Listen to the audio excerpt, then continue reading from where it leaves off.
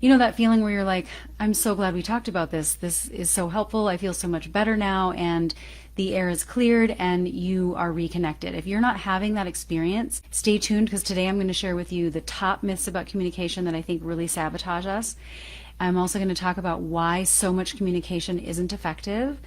And then finally, what you can do specifically to bring your relationship closer so that your discussions will work, that you will feel like you actually got somewhere, that it brings you together, not farther apart.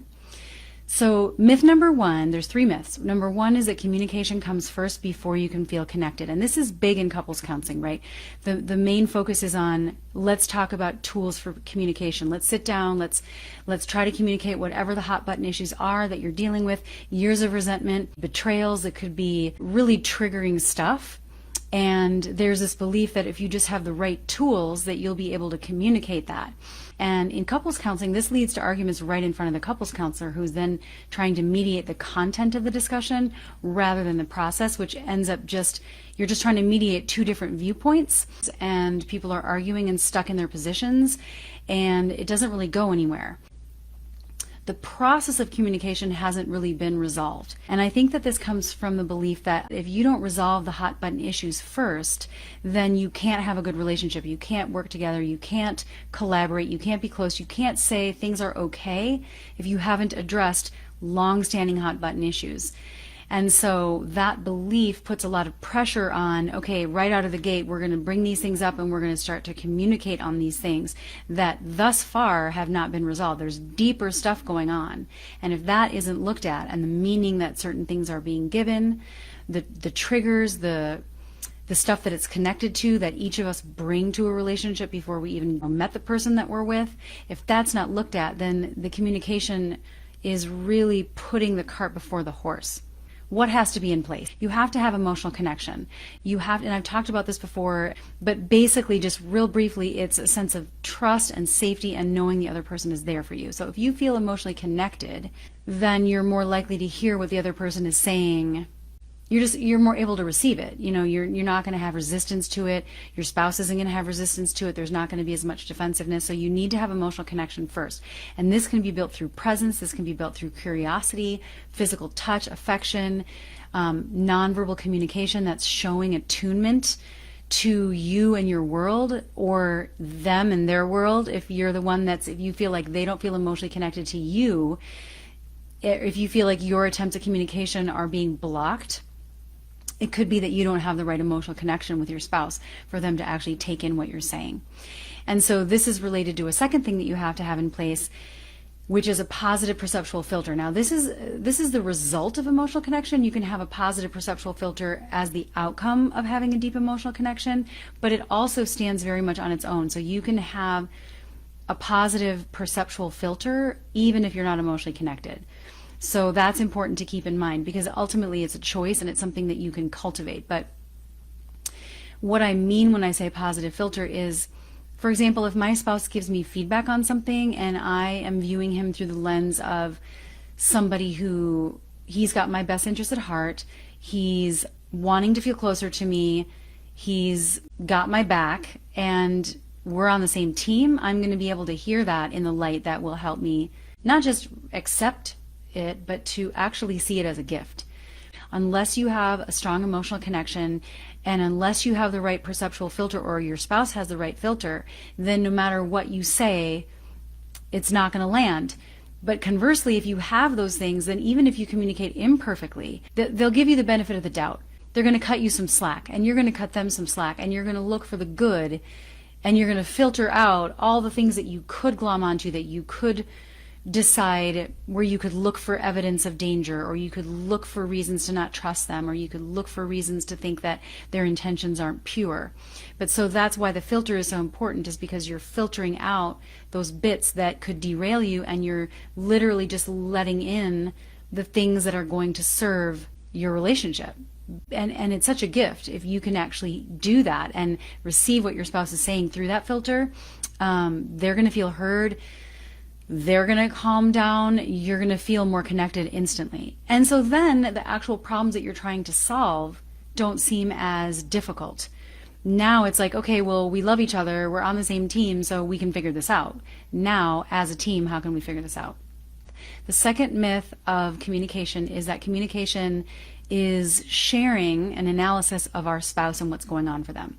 And we could be doing this from a place of love, we could be doing this from a place of care. But if we're leading the conversation with, here's what I think is coming up for you, here's what's going on for you, interpreting, making meaning about them, this tends to not work because they might not agree with you, first of all. They may not see what you see, and they might argue with you, right? And then you're going to be disagreeing about something that you can't really argue with. We don't get to decide what's going on for someone else. Like, we could be right, but if they don't see it, then it's a non-starter. Why are we trying to get them to see that? There's something else at stake, right? Then it becomes about us. If I'm not getting what I want from my partner, if they're not seeing what I want them to see, then I need to shift it back to myself and say, what's coming up for me around this? And then lead with that.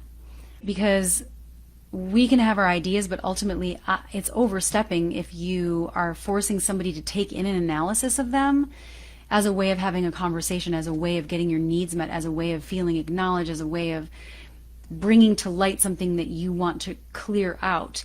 It's overstepping if you're insisting that they take in what you're saying about them. So the third myth about communication is that communication is about letting it all out. Like, if I can just let it all out, I just need to get it off my chest, that's going to be really healthy for the relationship. And what this leads to is venting. And venting is just like free-flowing your complaints.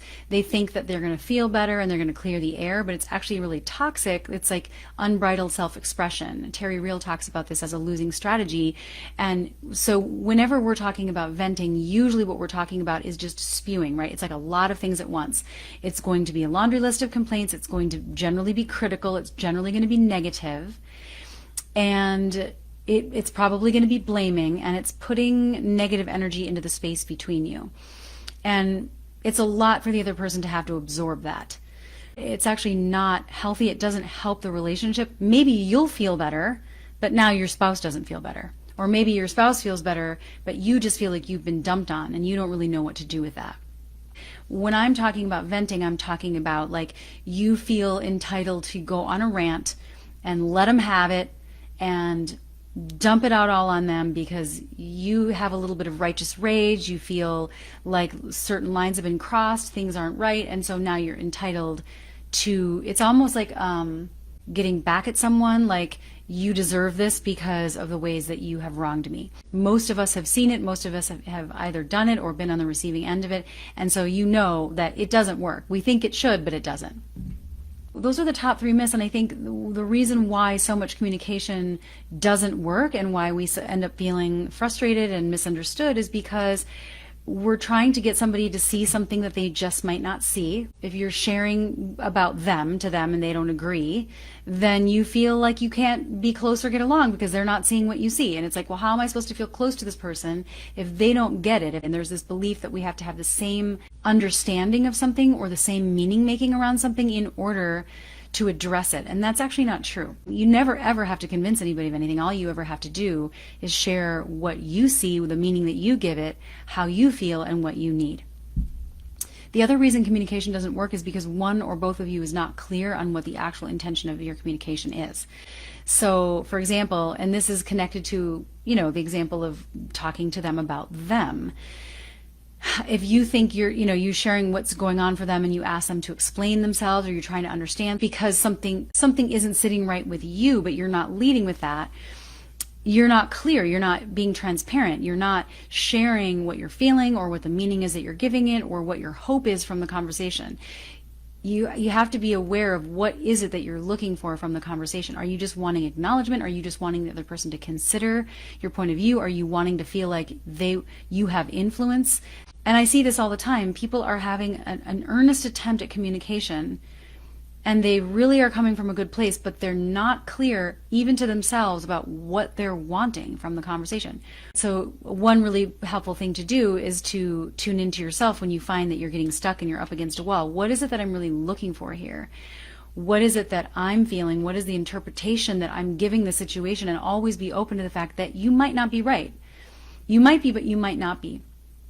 And so being really clear about your own experience and your own filter and what you're doing with the current reality, and recognizing that it's not the only vantage point, is going to do wonders for your relationship, because it allows you to move into the us place.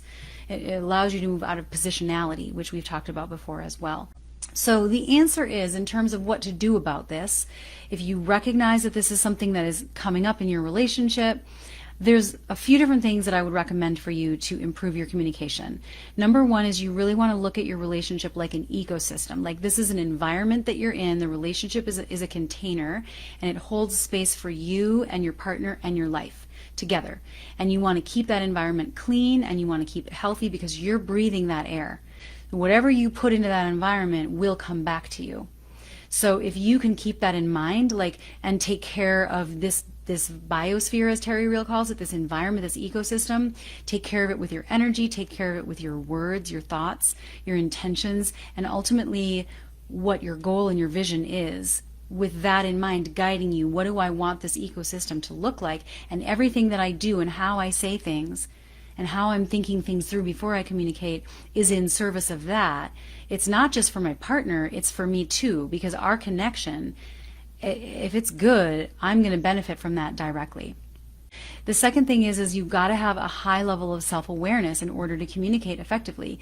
You have to do the inner work of recognizing, especially around some of the hot button issues, what are your thoughts about that? What is the meaning that you are giving the biggest things that bother you? And recognize that it is a meaning that you're giving it. It might not be the only meaning that you could give it. And so you have to be aware of your own choices of the meaning that you're giving something based on your past experience. You might be giving it the meaning that you aren't the priority in the relationship. You might be giving it the meaning that what you say doesn't matter, and that might not be true at all. They might be tripped up by their own stuff, but the way that you're making meaning out of what's happening is about you, and it could be wrong. So you have to be really self-aware. What is the meaning I'm giving it? How much of this is familiar from my past experiences? How much have I projected in the situation that's not even about my partner? First, you have to know what those things are. You have to know what you're actually feeling and be able to name those things. And you have to know what you actually want. What is your goal? What is your intention? What do you need from the other person in that conversation for you to walk away feeling like that went really well? And I think that's one of the biggest things that's missing in communication these days. The other thing is that you can cultivate a positive perceptual filter. Notice what you're assuming. Try to look at your spouse through the eyes of love. You could even picture having a filter on where you're blocking the things that don't serve your connection and looking for evidence of the things that will help your connection in every single communication. You can also help your spouse have a better filter of things, a better filter of you, a better filter of your communications through your own commitment to how you show up and building trust in the smallest interactions. Trust is really built in small ways over time, in the tiniest of interactions. If your spouse thinks that every time you want to talk about something it's going to turn into a fight because in the past that's how it's been, that's the filter they have on. But if you want to change that and you want to change the way that you're communicating with your spouse, there's going to be a little gap between the changes that you're making and their filter. So you have to be thinking in terms of, what can I do to cultivate their positive filter of the relationship so that they have a positive expectation of our communication, to set the stage so that they give me the benefit of the doubt, right? You have a role to play in your spouse's filter. It's not totally up to you. They ultimately are in charge of that, but you play a role because, like I said, it is an environment between you and an ecosystem. The other thing that you can do is you can cultivate a culture of positive regard in your relationship. You can talk about it in terms of the love languages if you want. You can talk about it in terms of, the 5-to-1 ratio that John Gottman discovered. But however you want to frame it, what we're really talking about is looking for ways to expand the positive interactions and to exhibit positive regard that you have for your partner, care for them and their best interest, and treating them like they're somebody that's on your team. And think about what that is for them and think about what that is for you, and then practice communicating that. Get really clear on that and let them know, here's what means a lot to me. Here's what helps me feel really loved. Here's what helps me hear you better. And you can ask for those things that can get cultivated every single day. They're like deposits, right, that you're putting into the emotional bank account of your relationship. And then last two things are emotional connection. Look up my videos on emotional connection on YouTube.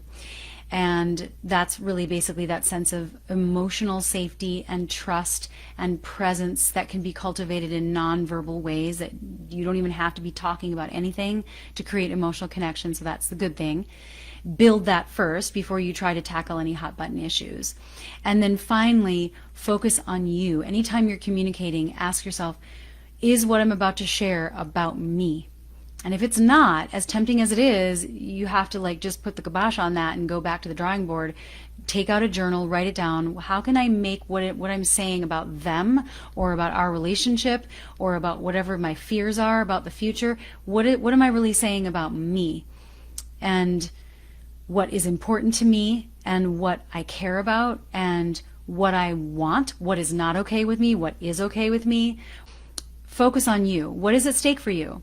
And as long as you're sharing about yourself, you're pretty much in the clear, right? It doesn't mean that they're still going to automatically hear you in the way that you want to be heard, but at least you'll know, okay, however they heard it, I know that wasn't me. I know that that was their filter distorting that, because I know that I was sharing about myself. And nobody can ever argue with you about your own feelings. No one can ever know better than you about how you feel and what you need. You can't argue with that. So the best communication is when you share about yourself, because there's nothing to take apart. All right, you guys, have a great rest of the day. I hope you're enjoying your summer, and I will talk to you next week.